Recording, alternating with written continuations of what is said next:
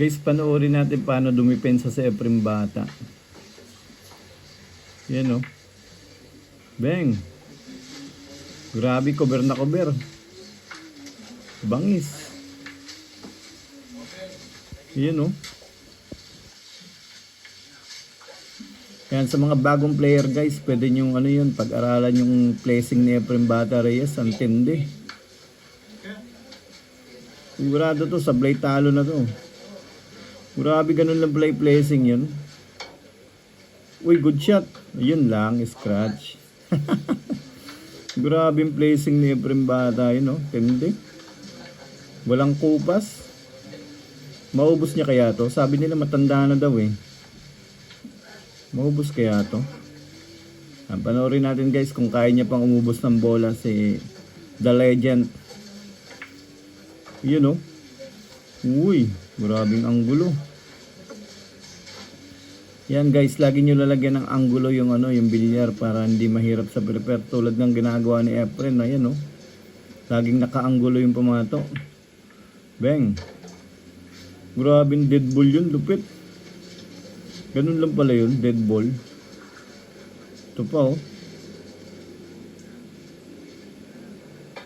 Bang. Grabe. Sabi nila matanda na to, kumupas na. Wala naman kupas eh, magaling.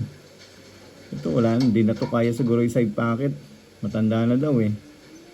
Yan, panoorin natin guys. Yan oh, sinipat-sipat, kunyari nahirapan. Pakagat. Pakagaling din eh no. Grabe, dinedball. Ganun pala yun. Yan oh. Grabe, ginawang mani yung bola kahit matigas. Inubos. Napakatindi talaga. Napakamalupit, malupait. Sa amin to, bayaran na to, open ball. Uy, grabe. Ito. Grabe no, kahit matanda na umuubos pa rin ang bola. Ilang taon na ba to? Sa 26? Grabe naman. Parang bata pa rin. You know? Oh, pinatamaan pa yung G's para hindi na mahirapan mamaya. Grabe naman yun, ang lupit. Ayan guys, sa mga nag-aaral dyan, ganun pala gagawin nyo dun sa G's. Papatamaan para hindi na mahirapan sa kasunod sa 9. Yun no? Bang! Grabe, parang natutulog lang talaga. Lupit.